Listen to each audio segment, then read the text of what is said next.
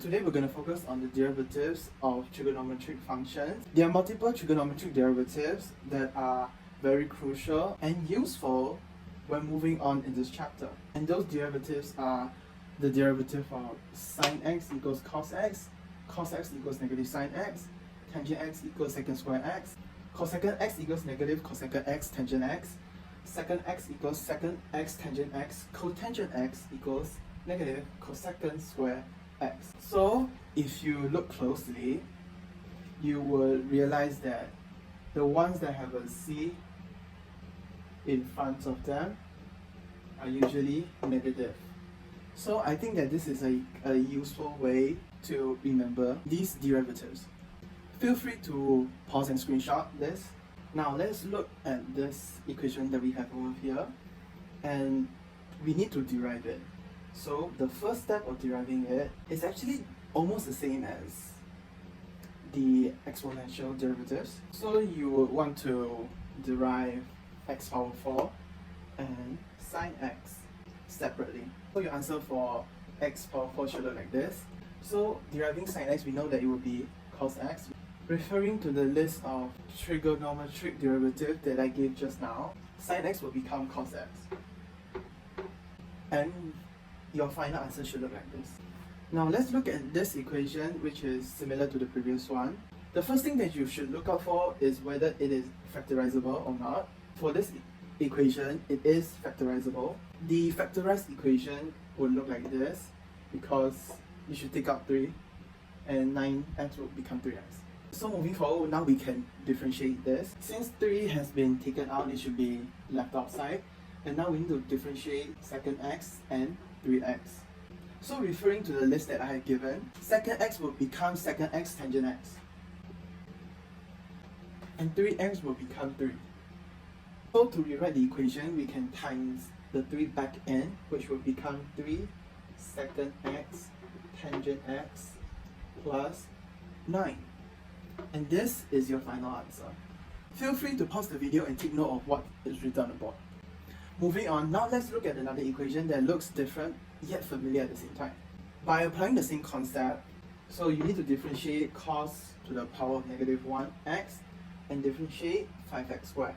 So by applying the power rule, which is the same thing as differentiating 5x squared, which will become 10x. And also, don't forget to differentiate what is inside, which will become cos x. So differentiating cos x will become negative sine x. After differentiating and copying down what's left, your equation should look like this. Now we need to rewrite the equation. So essentially, cos to the power of negative 2x is actually 1 over cos squared x. And now we need to times negative sine x plus 10x. Negative 1 times negative sine x will become positive sine x, and 10x will be left outside. And this should be your final answer. Okay, so now let me introduce you to trigonometric word problems. This question says, the power supply delivers a voltage signal that consists of an alternating current component and a direct current component, where t is the time in seconds and voltage is represented as v of t equals 5 sine t plus 13. What is the max and minimum voltages and when does it occur? So first things first, when you look at this equation over here, we notice that it's a sine function. A sine function will essentially look something like this, where 0 is here, pi over 2 is here, pi is here, 3 over 2 and 2 pi is here. So looking at this graph, we would estimate that the minimum voltage would be somewhere over here and the maximum would be somewhere over here. To find the voltages, which is the y-axis, we will need to differentiate the original equation. So when deriving this equation, your equation should look like this. So sine t will become cosine t, and deriving 13 will become nothing. So your final equation should look like this. To find your maximum and minimum, your differential equation needs to be equal to 0. When we work out this equation, when throw 5 to the other side, it will become 0. And throwing cosine to the other side will become inverse cosine of 0, which will become 1 over 2 pi equals t. And according to the quadrants, AS, TC, cosine will be in the first quadrant and the fourth quadrant. So this is not the only answer, this is one of it.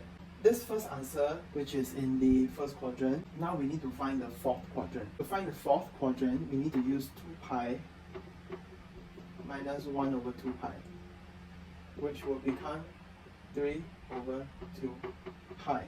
These two answers are when the voltage is minimum or maximum. Now we need to use these two answers and plug it into the original equation, which will look like this. The answer you should get is 18.